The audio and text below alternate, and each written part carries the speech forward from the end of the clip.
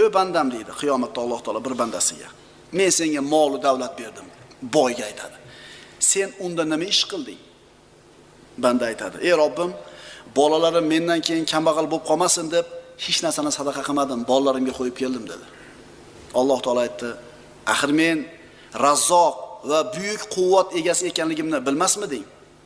Sen qo'rqqan narsangni sendan keyin bolalarning ustiga tushirdim" dedi. Kambag'al bo'lib qolishdan qo'rqib infoq qilmadingmi? Bolalaringni kambag'al qilib qo'ydim men. Chunki meni qo'limda edi bu narsa, deyapti Alloh taolo. Alloh taolo bir bandaga aytadi: "Ey bandam, senga mol berdim, davlat berdim, boylik berdim. Nima qilding unda sen?"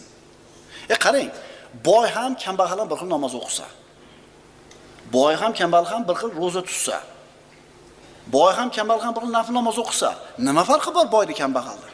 Ana shu Alloh bergan oshcha davlatni infoq qilishligi bilan farqi bor-da. To'g'rimi?